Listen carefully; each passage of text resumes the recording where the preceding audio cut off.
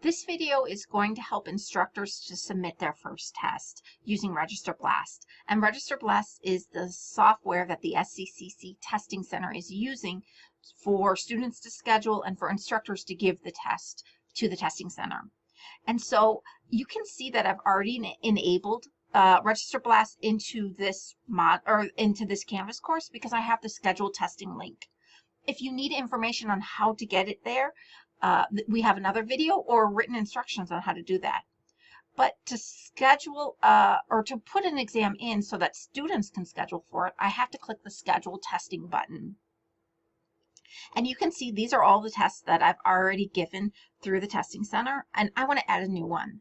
And so if I'm giving the exact same test or a different test to other students that's very similar, I could clone this test here. And so I can click the clone button and it can save me time. So if I have the same test over and over again, I can just change from chapter 4 to chapter 5. And if everything's the same, I just do that. I'm going to go back because I want to show you from beginning on. If you don't have any tests, we can just click this blue plus sign. And this is how I start a test from beginning. So I'm going to start chapter 5 test. And then I am going to, here are all the classes that I can choose from. And all of these I've already enabled. If you don't see the class that you're trying to do the test for, then it is going to, you're going to have to enable it. So I'm doing it for children's literature. If I were teaching 2 sections, I could put each section in here if I was giving the same exam, and it would save me some time here. The start date, of course, I'm going to start today, and I'm going to end a week from now. And now we're going to how long we're going to give students to test. It's really important that you put a number in here, even if your tests are unlimited time, and you really want to give them unlimited time. We need a number because this is based on when they can schedule. So if you have a 3-hour test, they can't start it right before we close. So I'm going to give 50 minutes. So that's a class period. If I have students with accommodations, like double time, for example, then the program is automatically going to recognize the students that have accommodations, approved accommodations, and give them extra time. And so when they schedule, they'll have to start their test 100 minutes before closing time. Now, students can choose to use their accommodations or not to use their accommodations, but they'll do that when they register for the tests. I scroll down and I can, if I have the test on my computer, I can add it here. But then here's where I choose the type of test. So we can do paper tests or Canvas tests. If I choose a Canvas test, it's going to ask me, or if I choose a paper test, it's going to ask me what type of ID is required. And we can choose more than one. Now, currently, the SCC IDs do not have a last name on them. It's just a photo and the first name.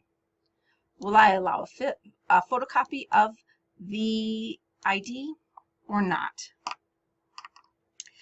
I need to put my telephone number in case the testing center has a question. If it's a Canvas exam that has a password, we need to put the password in there. And then any resources that are allowed. Now, some of these say need a description or the title if you're allowing a textbook, a calculator, whatever. If I want to use a calculator, I'm going to scroll down all the way here. What type of calculator can they use? If they have to bring it, then, or if it's a specific model, a TI-84 Plus, please put it down. It will make it a lot easier for us. If it's only, a 4-function calculator, put that down. I want them to use a calculator and scratch paper. And then here's where we get into who can take the exam. And this is a bit complicated because if I don't put anything in here, this test is going to be visible to everybody in my class. So if I'm using the testing center for all of my testing stuff, then put no one in there. But if I want to restrict it to certain students, I can either upload an exam roster on who's allowed to take the test, or I can start typing in their names. And their names just popped up. Now, I'm going to blur this out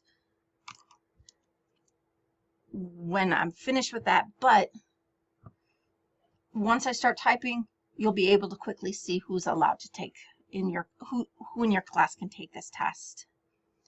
And then when I'm done, I just click the submit button. And you see here it is, it's unapproved. So the testing center will look at your test and shortly approve it.